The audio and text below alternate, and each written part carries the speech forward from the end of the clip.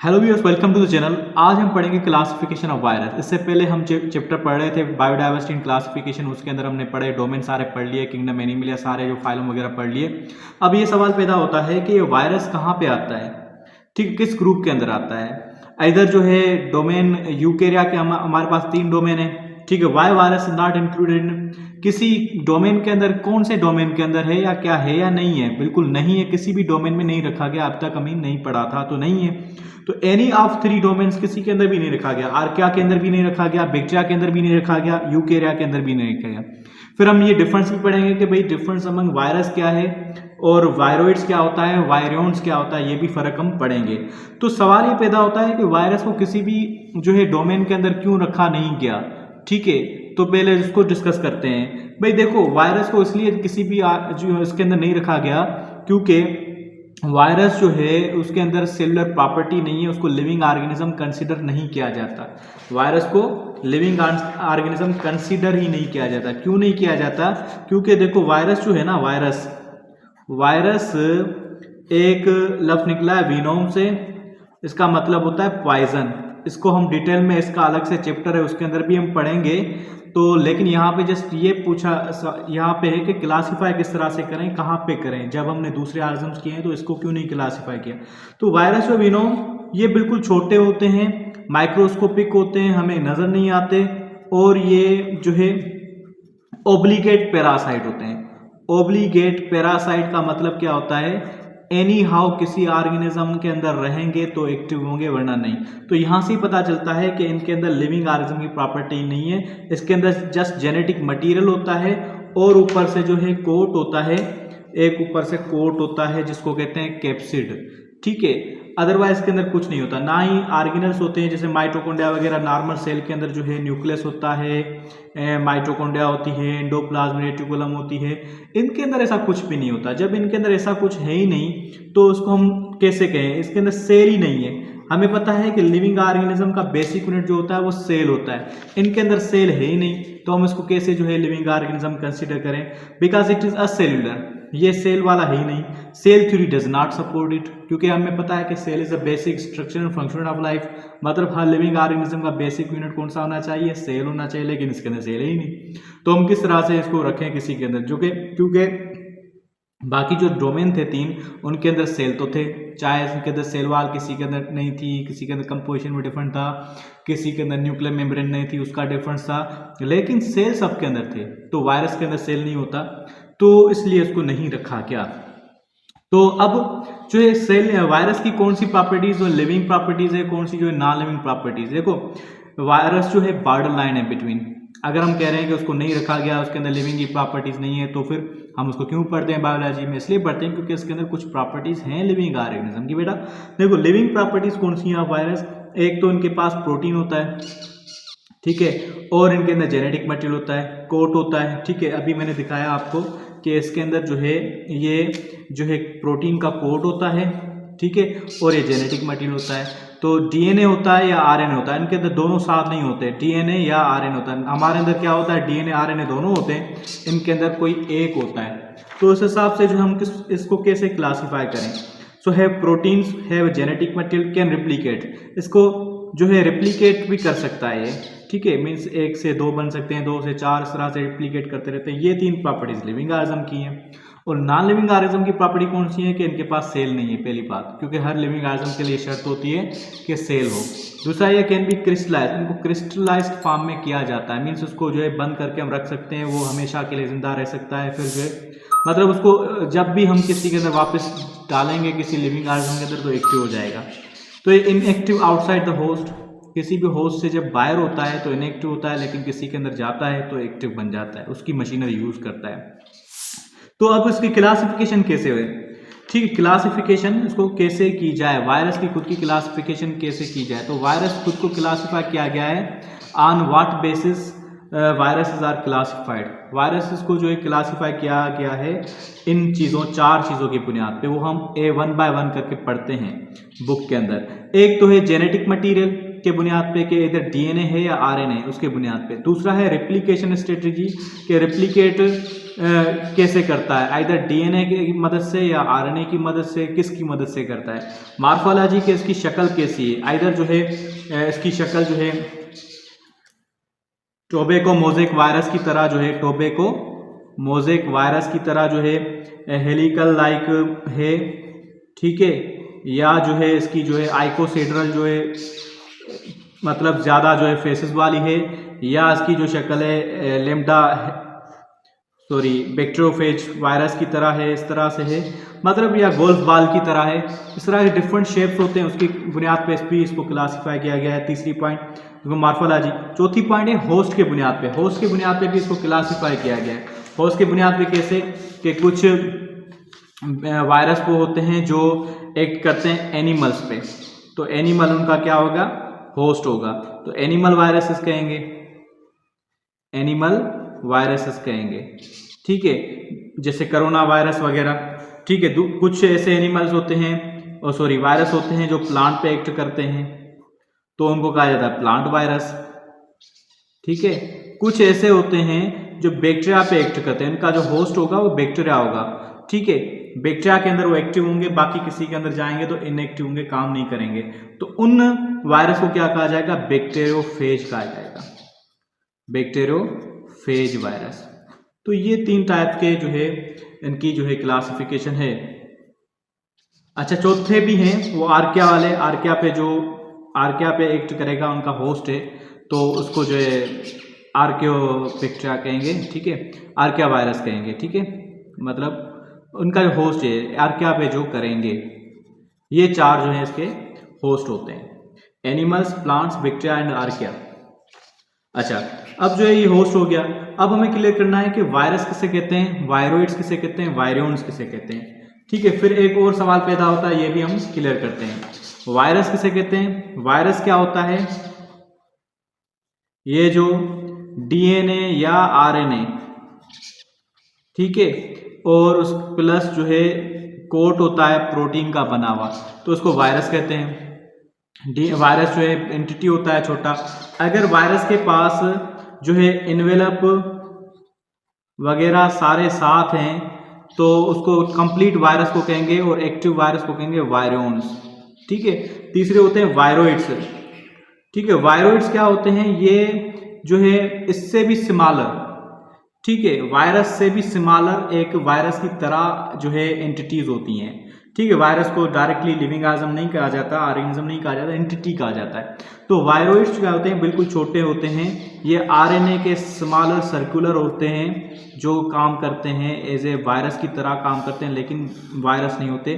कुछ आरएनए हमारी बॉडी के अंदर बनते हैं जो सही तरह से नहीं बनते और उसकी कंपोजिशन डिफरेंट हो जाती है, वो फिर एक्ट करते हैं जो वायरस की तरह छोटे, तो उनको आरएनए वायरस कहा जाता है, और ये फैलते भी हैं और ट्रांसमिट होते हैं, इस तरह से मौजूद हैं। दूसरे होते हैं प्रायंस। प्रायंस जो होते हैं कुछ प्रोटीन के मालिक्यूल जो मिसफाउंड होते हैं, वो एक्ट करते हैं वायरस की तरह, लेकिन वायरस से भी छोटे होते हैं, दूसरी चीज़ बन जाती है, तो उसको प्रायंस कहा जाता है। तो ये सब कुछ था इस लेक्चर के अंदर, जो की पॉइंट्स जो मैंने डिस्कस की यहाँ पे लिखा हुआ है। Can anything be smaller than virus, ये सवाल हो सकता है। तो वो सवाल कौन सी चीज़ें होती हैं, प्रायंस और वायरोइड्स होते हैं।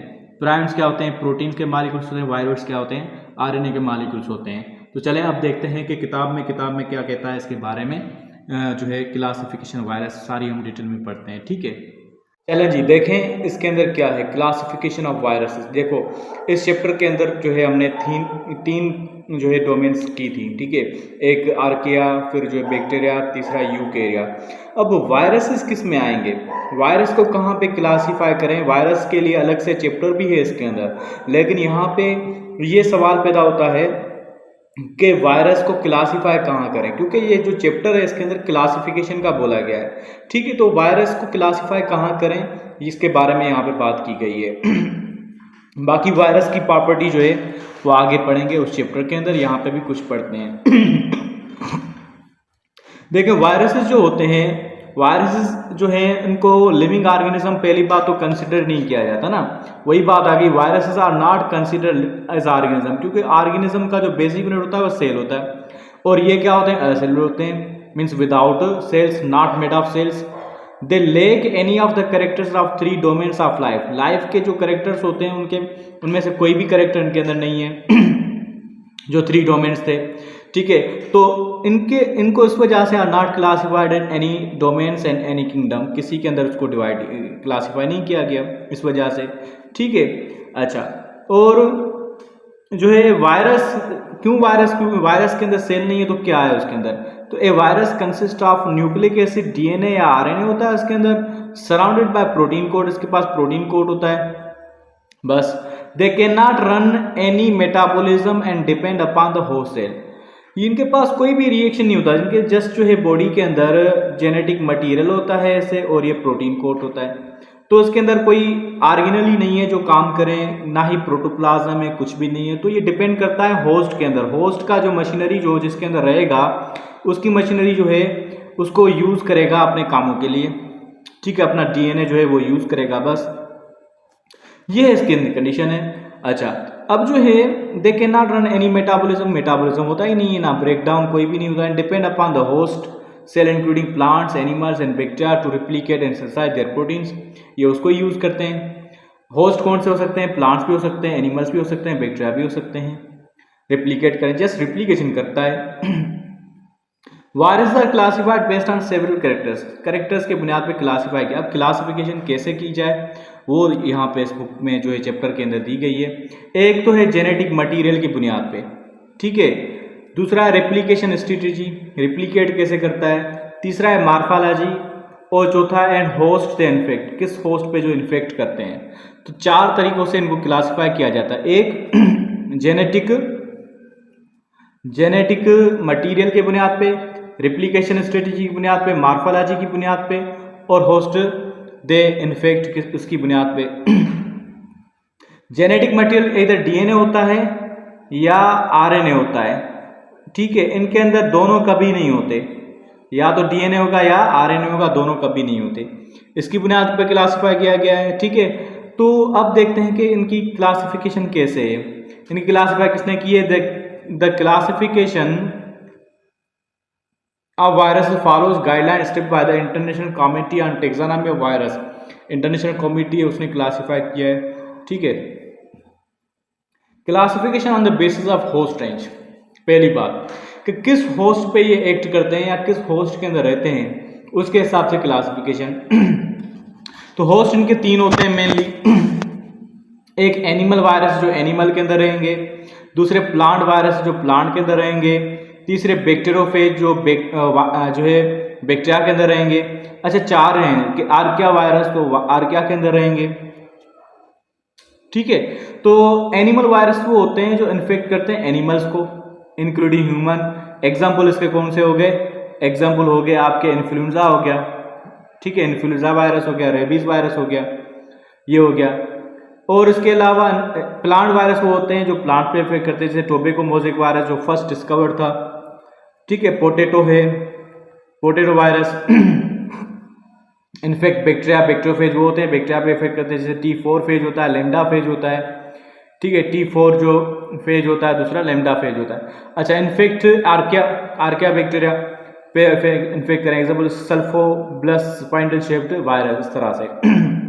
दूसरी classification on the basis of morphology, morphology के हिसाब से क्लासिफिकेशन कैसे है कि बाहरी शक्ल के हिसाब से, कि इधर इनकी शक्ल जो है गोल है या इनकी जो है हेक्सागोनल है जैसे बैक्टीरियोफेज वायरस होता है, या आइकोसेड्रल होता है जैसे मोज़ेक वायरस जो है वो ऐसे सिलेंड्रिकल होता है। तो इस तरह से इनकी क्लासिफिकेशन डिफरेंट हो सकती है। वो कैसे? तो क्लासिफिकेशन बेस्ड ऑन मार्फोलॉजी, ठीक है, मार्फोलॉजी के हिसाब से क्लासिफिकेशन। तो चलें, पहली पॉइंट ये है कि एक होते हैं हेलिकल वायरसेस। हेलिकल वायरसेस क्या होते हैं? जो हेलिक्स लाइक स्ट्रक्चर हो, जैसे डीएनए की स्ट्रक्चर होती है, they have a capsid with helical structure. इनका जो कैप्सिड होगा वो हेलिक्स स्ट्रक्चर होगा, ये देख रहे हैं चीज, इसकी तरह स्ट्रक्चर होगा। देखो, एक जेनेटिक मटेरियल होता है, उसके ऊपर कोट होता है प्रोटीन का, वो कैप्सोमर्स का बना होता है, जितने कैप्सोमर्स मॉलिक्यूल्स होते हैं उस हिसाब से कोट होता है, डिफरेंट होते हैं। तो ये हेलिकल हो तो helical virus surrounding the nucleic acid, example हो गया टोबैको मोज़ेक वायरस और रेबीज वायरस आ गया। दूसरा होता है आइकोसेड्रल। आइकोसेड्रल वो होता है जिसके अंदर 20 जो हैं फेसेस हों। These have a capsid with asymmetrical icosahedral shape. Icosahedral जो है इकोजेटल भी बोलते हैं। तो इसके अंदर एडिनो वायरस आ गया, हार्प्स वायरस आ गया। दूसरे कॉम्प्लेक्स वायरस होते हैं। Complex they have a complex structure often with a combination of icosahedral and helical feature, दोनों होते हैं इसके अंदर, ठीक है। And sometime additional structure like tails, पूंछ भी होता है। दूसरे इसका एग्जाम्पल बैक्टीरियोफेज वायरस जो इसके अंदर आता है, कॉम्प्लेक्स वायरस के अंदर, जो वायरस इन्फेक्ट करे बैक्टीरिया पे।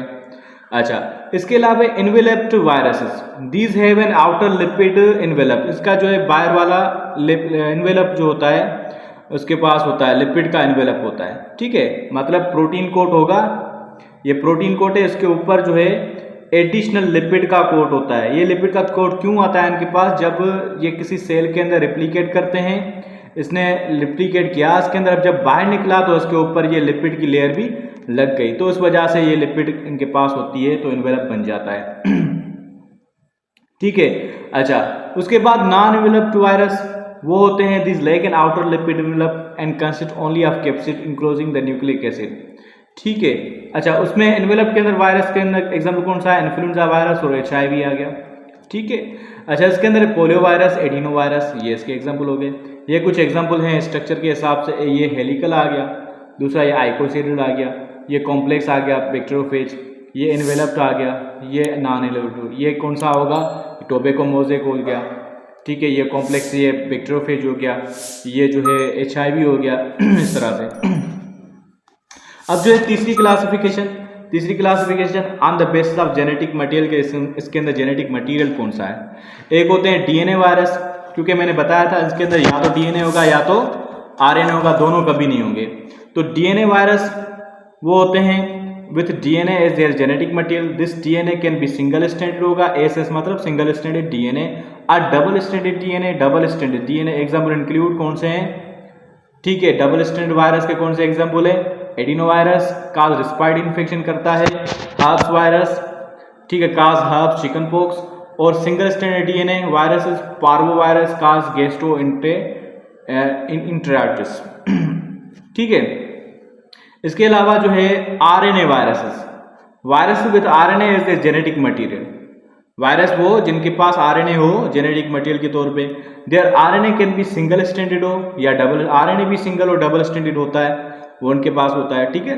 तो सिंगल RNA कौन सा है? कोरोना वायरस जो है कोविड-19 वाला जो अभी आया था, बहुत ही बवाल मचाई हुई थी, तो वो जो है corona virus single stranded RNA है। इन्फ्लुएंजा वायरस जो है काज फ्लू जो करता है वो भी इसका है। डबल स्ट्रैंडेड RNA वायरस कौन सा है? रेटो वायरस। अब इसमें से सवालात आपके कैसे आएंगे? बहुत सवाल बन सकते हैं, हजारों सवाल बन सकते हैं कि which of the following is enveloped, which of the following is double stranded वगैरह, इस तरह से कुछ भी सवाल हो सकते हैं। तो आपको हर तरह से प्रिपेयर करना है इसको। ये जो है ये चीज़ जो है रट्टे वाली, याद करने वाली, इसको आप बार बार जब रिवाइज करोगे, बार बार इसकी टेस्ट लोगे, इस चैनल के अंदर भी शॉर्ट्स रोज में भेजता हूँ, उसमें भी मिलती हैं और भी होती हैं, तो आपको बहुत सारे जहाँ से भी जिस यूट्यूब चैनल से आपको नॉलेज मिले या टेस्ट मिले, आप ज़रूर करें और आपको फ़ायदा मिलेगा।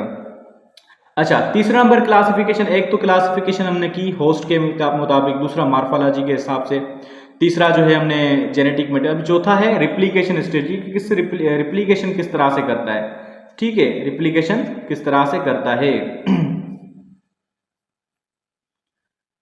एक मिनट, ठीक है।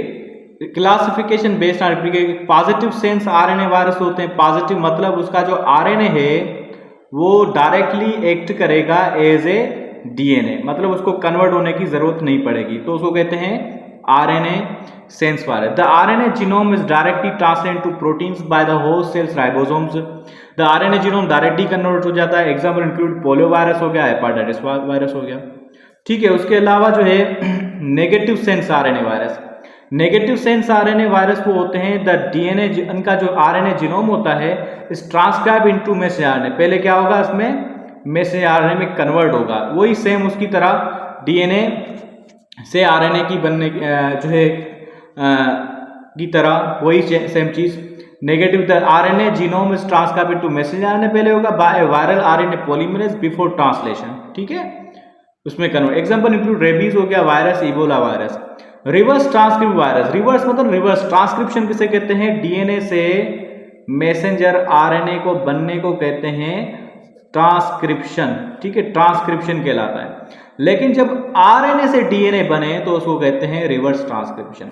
तो रिवर्स ट्रांसक्रिप्शन वायरस भी होते हैं। These virus replicate through a DNA intermediate using the enzyme reverse transcriptase इस्तेमाल करते हैं। दे कैन हैव आरएनए और DNA genomes. Example include RNA genome retrovirus like HIV हो गया, एड्स जो करता है, डीएनए जीनोम हेपाडोवायरस, ठीक है, लाइक हेपाटाइटिस बी वायरस, ये इसके एग्जाम्पल हो गए। नेक्स्ट क्लास के अंदर हम पढ़ेंगे बायोडाइवर्सिटी किसे कहते हैं, स्पेसिएशन किसे कहते हैं, स्पेसिएशन के अंदर जो है टाइप्स कौन से हैं। तो जुड़े रहिएगा मेरे चैनल के अंदर, सारी प्लेलिस्ट मौजूद है, उसके अंदर जो सिंपल टॉपिक बहुत ही सिंपल वे में मैंने हर बुक की लाइन जो है पढ़ाई है, ताकि जो है आपको कोई मिस ना हो। ठीक है, इंशाल्लाह मिलेंगे नेक्स्ट लेक्चर के अंदर, तब तक के लिए आप सब्सक्राइब कर लें ताकि आपको नोटिफिकेशन मिलती जाए। बहुत शुक्रिया।